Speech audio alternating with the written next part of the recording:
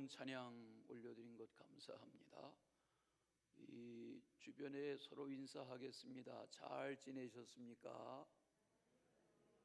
또 인사합시다. 함께 예배드리게 돼서 반갑습니다.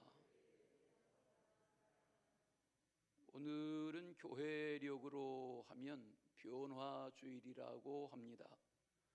변화주일이 뭔가?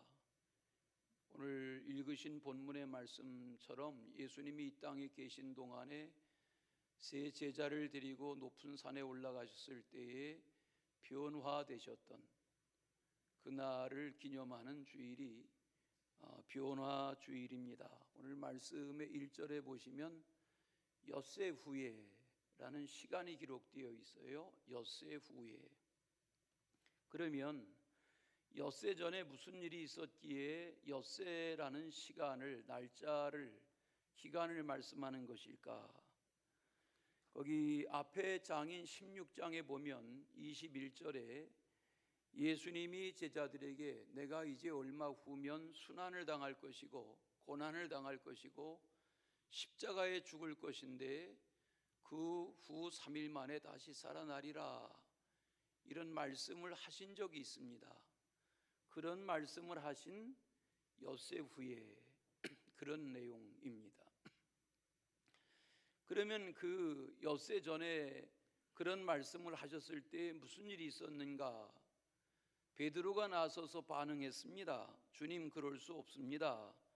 이런 일이 결코 일어나서는 안 됩니다. 그렇게 반응했을 때에 항변했다, 성경은 그러는데, 강하게 예수님께 항변했을 때에 예수님이 베드로에게 말씀하셨지요. 사탄아, 썩 물러가라. 너는 나를 넘어지게 하는 자다. 내가 하나님의 일을 생각하지 않고 사람의 일을 생각하는구나. 베드로를 사탄이라고 책망하신 그 일이 있었던 엿새 후에 오늘 이런 일이 있었다 하고 말씀하시는데, 베드로에게 그런 책망을 하신 후에 몇 가지 말씀을 더 교훈하셨습니다. 그것이 엿새 전에 있었던 일입니다. 화면을 보시고 한번 같이 읽겠습니다. 다 같이. 누구든지 나를 따라오려거든 자기를 버리고 제 십자가를 지고 나를 따르라. 자기 생명을 구하고자 하는 사람은 잃을 것이며 나를 위해 자기 생명을 버리는 사람은 얻을 것이다. 사람이 온 세상을 얻고도 자기 생명을 잃으면 무슨 유익이 있겠느냐? 사람이 자기 생명을 무엇과 바꿀 수 있겠느냐? 내가 천사들과 함께 아버지의 영광으로 올 것이다. 그때 내가 각 사람이 행한 대로 갚아주겠다. 내가 분명히 말하지만 여기 서 있는 사람들 가운데 어떤 사람들은 죽기 전에 내가 하늘나라의 왕으로 오는 것을 보게 될 것이다. 이 말씀을 엿새 전에 하셨습니다. 그리고 오늘 엿새가 지난 오늘 베드로와 야고보와 요한을 데리고 높은 산에 올라가셨습니다. 거기서 변형되셨습니다. 여기 성경에 말씀하는 높은 산이 어느 산일까 하는 것에 대해서 성경학자들은 한결같이 헐몬산이다 하고 말합니다. 우리가 시편 133편에 헐몬산, 헐몬의 이슬이라는 걸 기억하는데, 헐몬산은 해발 2800m 높이의 높은 산입니다. 그 산에 오르셔서 세 제자가 보는 앞에서 변형되신 그런 장면이 오늘 말씀 가운데 소개됩니다.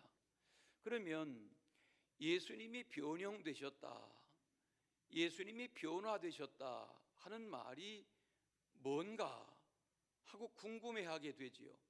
도대체 변형이라는 게 뭔가?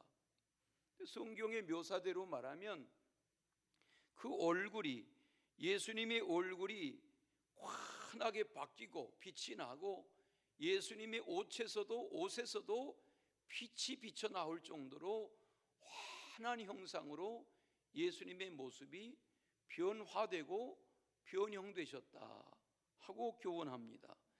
여기서 말하는 변화, 변형이라는 것은 외적인 어떤 것만을 말하는 것은 분명히 아닙니다.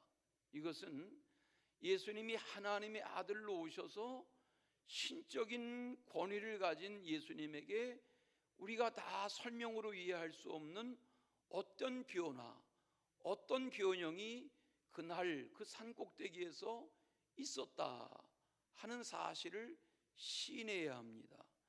왜냐하면 예수님이 부활하신 후에도 40일 후에 승천하실 때 장면을 보면 우리와 같은 몸을 입고 계셨던 주님이 맞는데, 우리와 같은 음식을 먹고 제자들과 함께 지내시고 늘 이 땅에 그렇게 지내시던 예수님이 맞는데, 예수님이 십자가에 죽으시고 부활하신 후에 40일을 더 계시다가 하늘로 승천하시는 장면을 보면 이해가 되지 않습니다.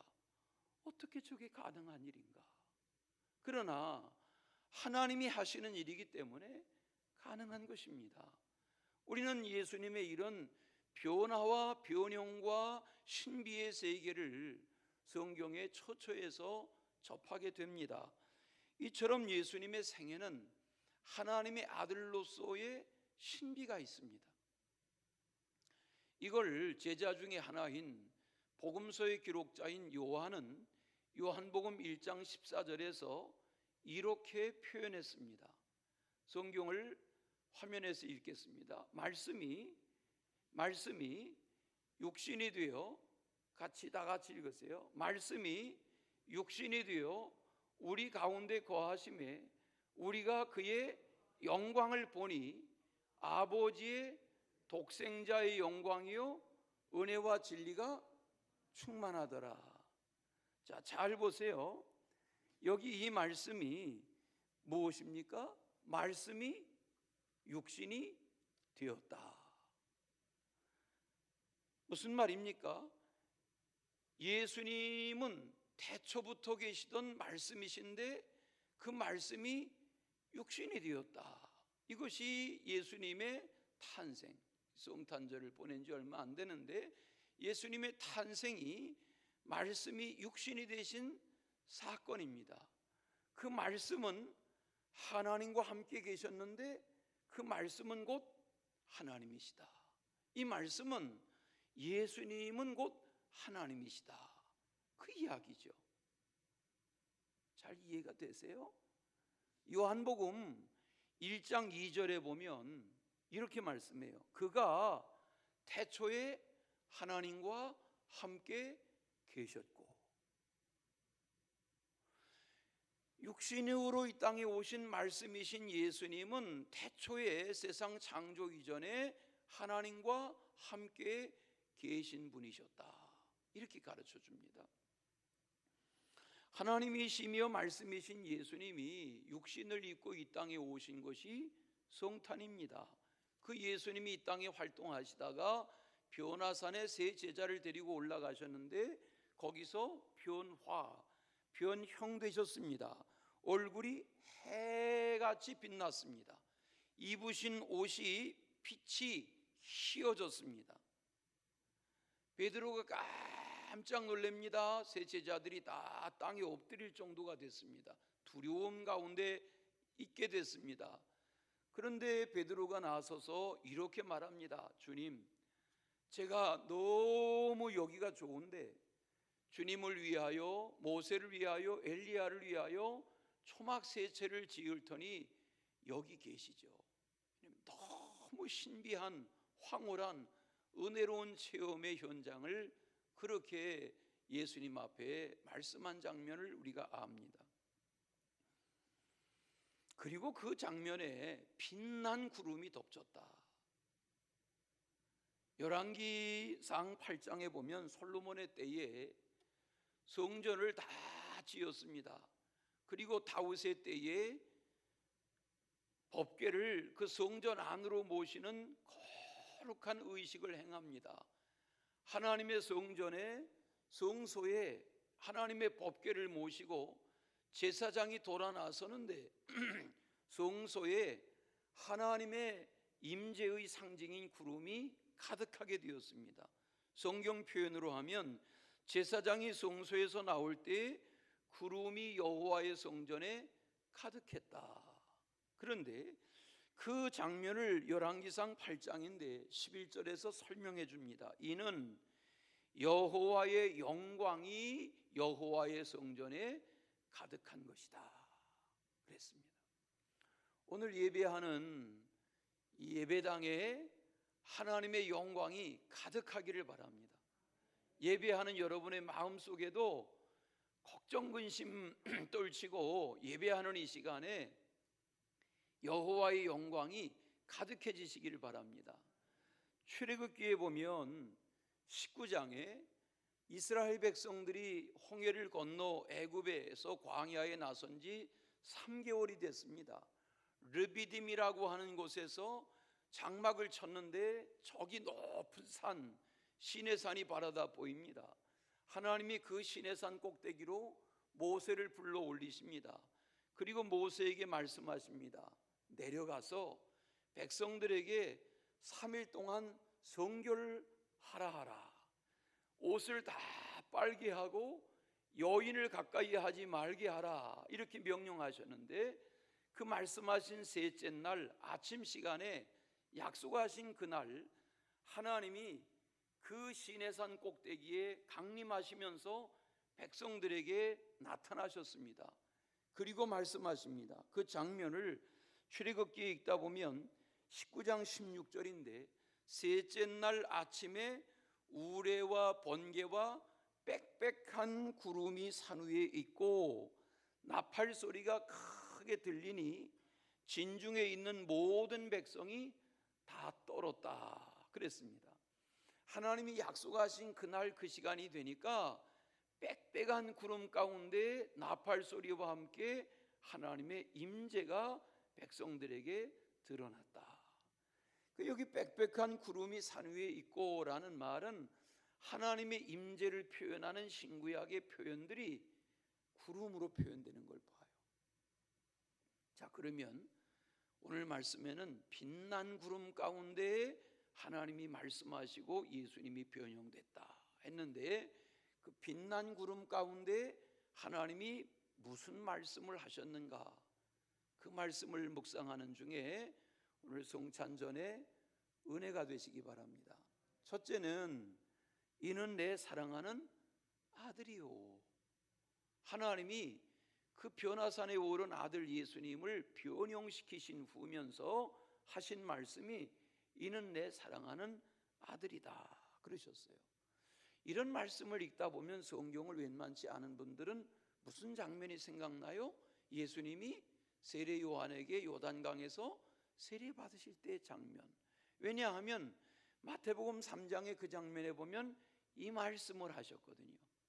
세례 요한에게 세례를 받으시고 요단강에서 물 위에서 나오실 때 하늘 문이 열리며 비둘기 같은 성령이 임하며 하늘 위에서 하나님이 말씀하시기를 이는 내 사랑하는 아들이요 내 기뻐하는 자다.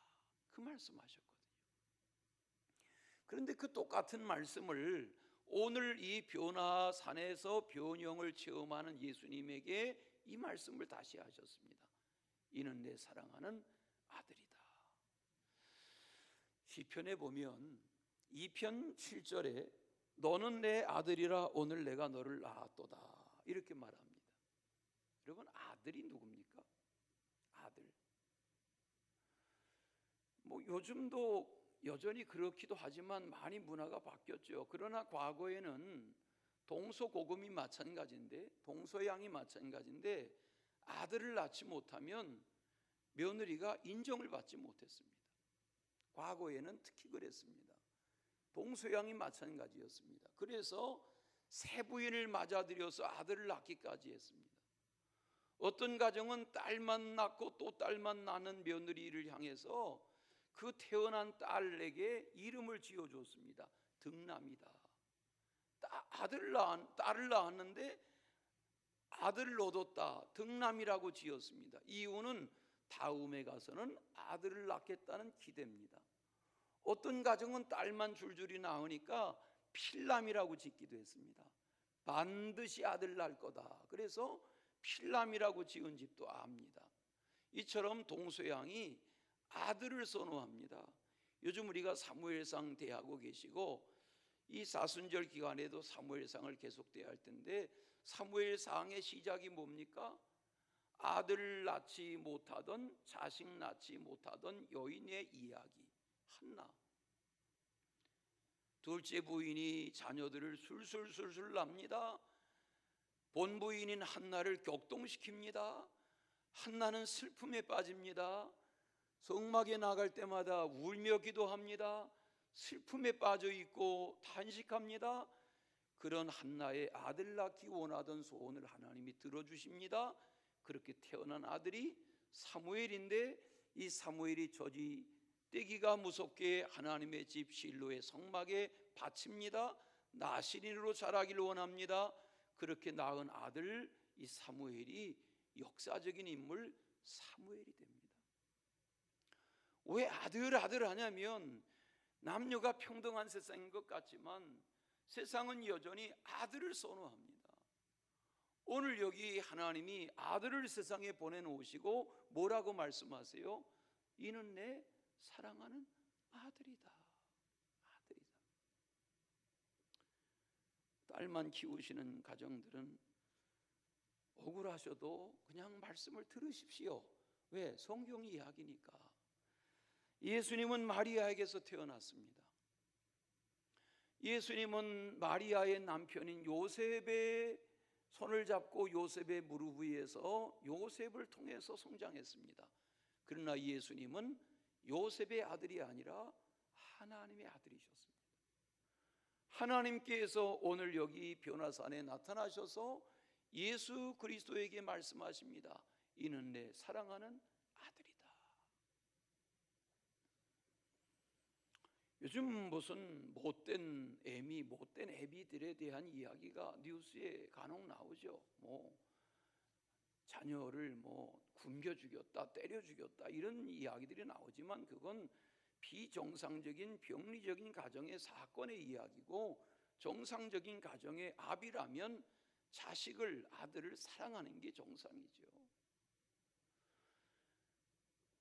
어린이 주일 되면 가끔 말씀드리는 더글라스 맥카더, 우리나라 인천 상륙작전의 영웅인 더글라스 맥카더 장군은 평소에 늘 말하기를, 나는 세상에 혹은 가족들이 나를 군인으로 알아주기보다는 기도하는 아버지로 기억해 주기를 바란다. 이게 평소에 더글라스 맥카더의 모습이었다고 그럽니다. 그런 그가 첫 부인과 결혼했는데 결혼 생활 7년 만에 자녀가 없이 헤어졌습니다. 그리고 8년을 홀로 지냈습니다. 군 생활을 하며. 그러던 중에 57살에 둘째 부인을 만나서 제인이란 둘째 부인과 아들 하나를 낳았습니다. 그 아들이 아서라는 아들인데, 이 아들은 아버지가 너무 유명한 군인이니까 그런 아버지 아들로 지내는 걸 너무 불편해했습니다.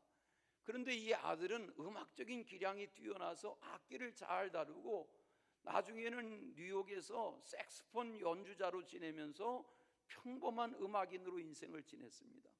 그런데 57살에 결혼해서 재혼해서 늦가기로 환갑을 다 바라보는 나이에 아들 하나를 얻고 나니까 이 더글라스 맥카더가 얼마나 이 아들을 끔찍이 아꼈는지 아주 이 아들이라면 어떻게 하지 못하는 그런 아비였습니다.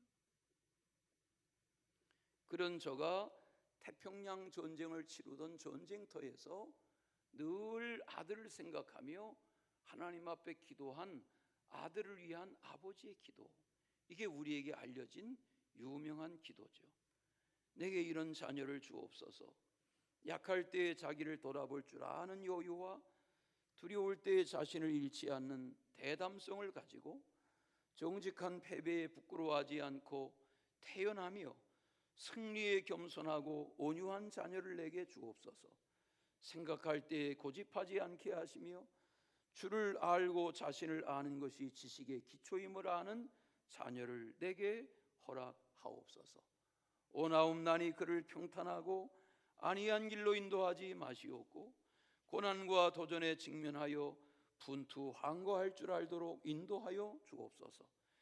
그리하여 폭풍우 속에선 용감하게 싸울 줄 알고 패자를 관용할 줄 알도록 가르쳐 주옵소서. 그 마음이 깨끗한, 그 목표가 높은 자녀를, 남을 정복하려고 하기 전에 먼저 자신을 다스릴 줄 아는 자녀를, 장래를 바라봄과 동시에 지난 날을 잊지 않는 자녀를 내게 주옵소서. 이런 것들을 허락하신 다음 이에 대하여 내 아들에게 유머를 알게 하시고 생을 엄숙하게 살아감과 동시에 생을 즐길 줄 알게 하옵소서. 자기 자신에게 지나치게 집착하지 말게 하시고 겸허한 마음을 갖게 하시어 참된 위대성은 소박함에 있음을 알게 하시고 참된 지혜는 열린 마음에 있으며 참된 힘은 온유함에 있음을 명심하게 하옵소서. 그리하여 나 아버지는 어느 날 내 인생을 헛되이 살지 않았노라고 나지키 감히 말하겠나이다.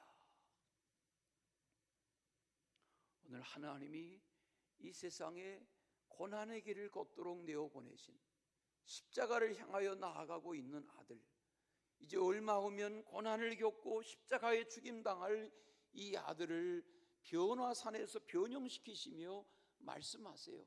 이는 내 사랑하는 아들이다.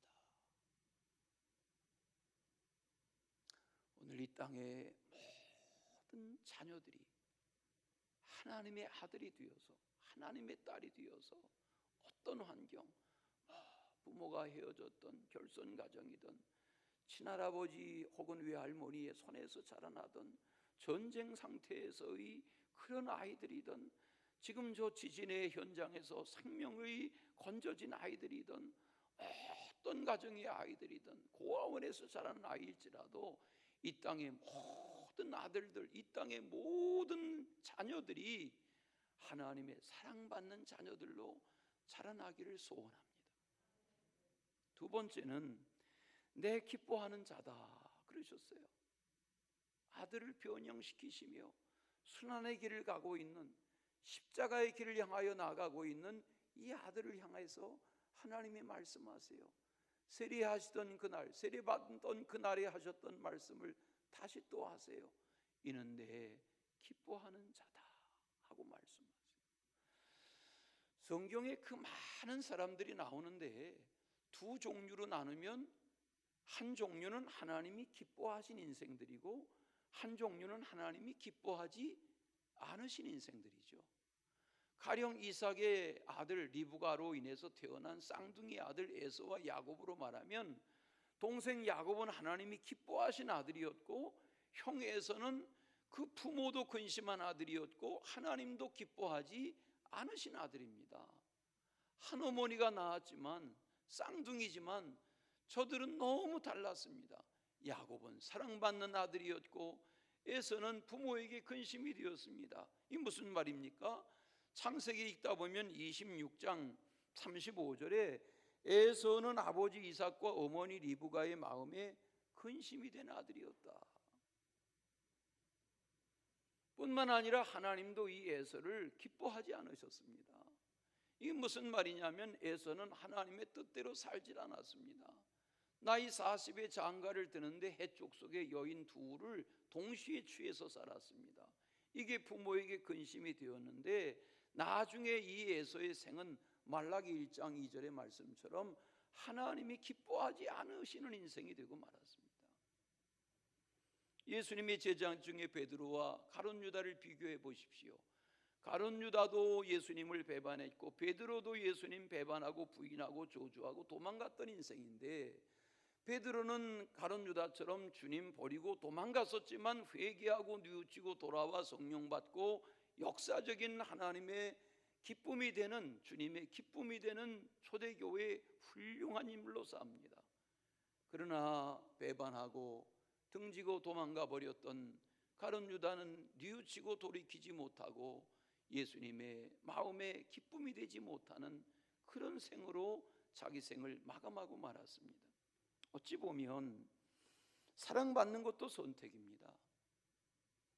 내가 하나님의 자녀로 살아가고 이 세상을 살아가면서 아버지의 사랑을 받고 하나님의 사랑을 받는 것이 선택입니다. 여러분 생각해 보십시오. 내가 요즘, 지금, 오늘 하나님의 사랑을 받고 살고 있는가? 내가 하나님의 기쁨이 되는 삶을 살아가고 있는가? 자기에게 물어보십시오. 제자였지만 그러하지 못한 이들이 있는 것처럼 나는 주님의 기쁨이 되는 삶을 살아가고 있는가? 나 주님의 기쁨 되기 원하네 하는 찬양이 있지요. 그 가사가 뭡니까? 나 주님의 기쁨 되기 원하네. 내 마음을 새롭게 하소서. 내 부대가 되기, 새 부대가 되게 하여 주사 주님의 빛 비추게 하소서. 주님의 기쁨이 되는. 우리 한번 찬송해 보실까요? 찬양하겠습니다.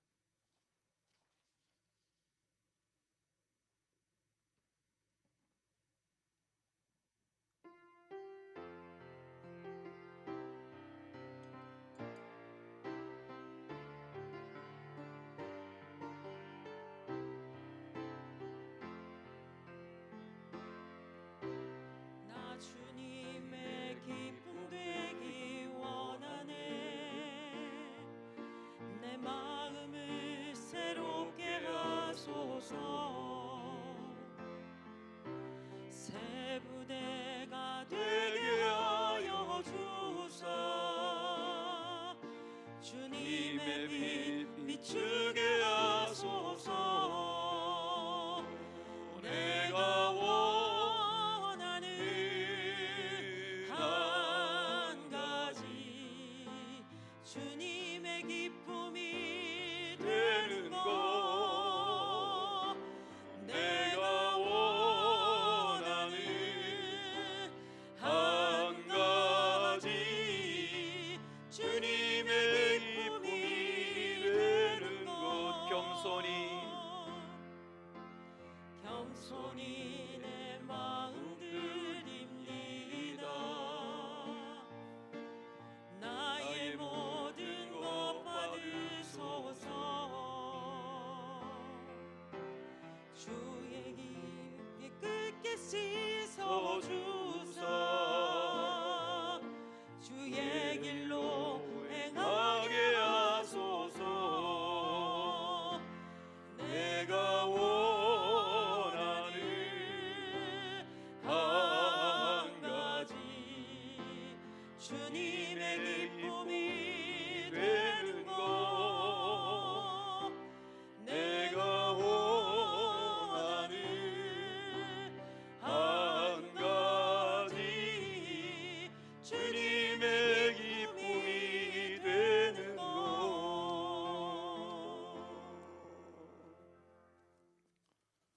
그런 은혜의 주인공으로 살아가시길 바랍니다. 사람이 내가 하나님의 기쁨이 되기 원하고 하나님이 나를 기뻐하는 자로 살아가길 원해도 그게 쉽질 않죠. 살다 보면 속상할 때도 많고 억울할 때도 많고 우라통이 터질 때도 많고. 그런데 우라통이 터질 때는 두 가지를 하랍니다. 예? 우리 명절 지난 지 얼마 안 되는데 명절 지낼 때는 시댁과의 관계 다 그렇진 않지만 우라통 터지는 집들이 있잖아요. 우라통이 터질 때는 큰 무를 사다가 무를 채칼로 쓸지 말고 칼로 쓸라네요. 예?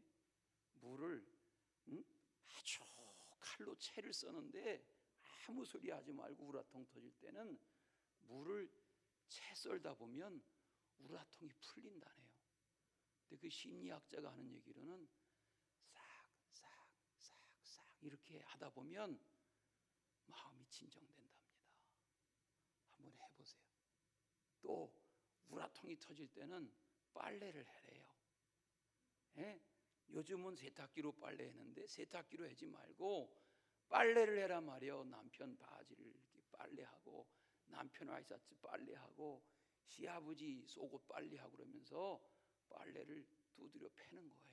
이놈의 아버지라고 빨래를 두드려 패고, 이렇게 하면 우라통이 가라앉는단 말이에요. 저를 째려보시는 분들이 계세요. 예? 성경 얘기하겠습니다. 마지막, 부활 이전에는 아무에게도 말하지 말라. 부활 이전에는 아무에게도 말하지 말라. 베드로는 너무 기뻐서 초막 짓겠다 하고 모세와 엘리야가 그 순간에 이제 대화의 장면에 사라지고 오직 예수님만 보이고, 땅에 엎드렸다가 고개를 들어보니까 예수님만 보이고, 이제 이런 장면인데, 오늘 하신 하나님이 빛나는 구름 사이에서 하신 말씀 중에 세 번째가 뭐냐면, 너희는 그의 말을 들어라. 너희는 예수님이 무슨 말을 하든지 저가 하는 말을 들어라, 그 말씀을 하셨어요. 오늘 성경 펼쳐가지고 계시면 스쳐 지나가는 그 표현의 밑줄을 쳐보세요. 너희는 그의 말을 들어야 된다, 이 말씀을 하나님이 하셨는데, 예수님이 가셔서 손을 대시며 두려워 땅에 엎드려 있는 세 제자에게 일어나라, 두려워하지 말아라 이러면서 눈을 들어 보는데, 보니까 방금 전까지 보였던 모세와 엘리야는 사라지고 오직 예수님만 그 빛난 빛 가운데 보이고 이러는데, 예수님이 무슨 말씀을 하시냐면, 인자가 죽은 자 가운데서 다시 살아나기 전에는 오늘 이 높은 산에서 있었던 일을 누구에게도 말하지 말아라, 이렇게 말씀하셨어요. 이 말씀을 예수님이 이 말씀을 하실 터인데, 이 말을 아들 예수가 하면 너희들은 그 말을 들어야 된다, 그 말씀하신 거예요. 함구령을 하신 거예요. 거기 9절 말씀에 낙서하실 수 있는 분들은 써보세요. 함구령, 그렇게 쓰세요. 함구령. 예수님은 여러 차례 함구령을 내리신 적이 있으세요. 그 중에 하나가 오늘 이 말씀의 함구령이에요. 말하지 말라는 거예요. 우리는 말하지 말라고 하면 말하지 말라고 그랬다고 하는 말까지 하면서 말을 옮기잖아요. 그런데 예수님은 뭐라고 그러세요? 말하지 말라는 거예요. 말하지 말아라.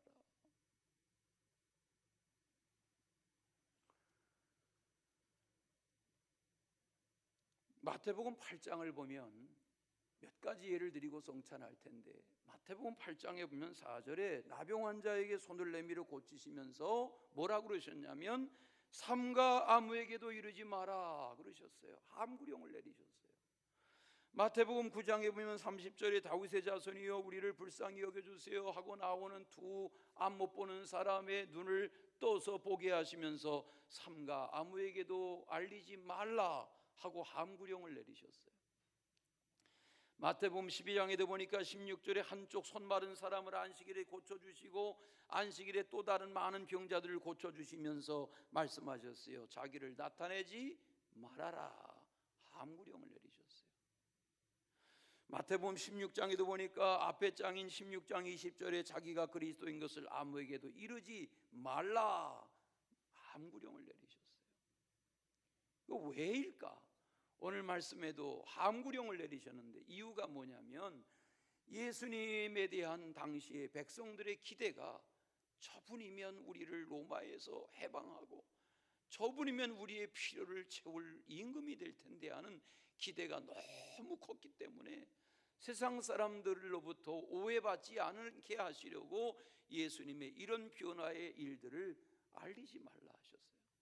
또 하나는 세상의 정치 지도자들이 예수님의 이런 신비한 변형과 변화의 사건들을 알게 되면 어떻게 해서라도 예수님을 죽이려고 할 것이기 때문에 예수님이 때가 차서 하나님의 방법대로 죽임당하기 전에 죽임당하지 않기 위해서 함구령을 내리신 장면을 대합니다.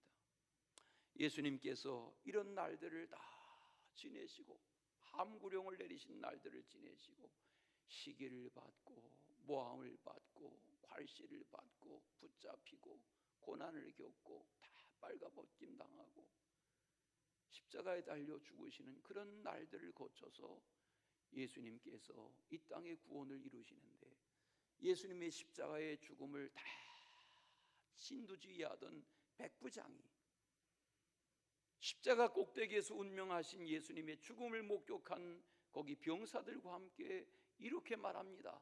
거기 골고다 언덕에서 이는 실로 하나님의 아들이시다 이렇게 말합니다. 때가 되니까 하나님을 모르는 세상 사람, 로마의 병사와 백부장들까지도 저가 누구신지를 알게 됐습니다.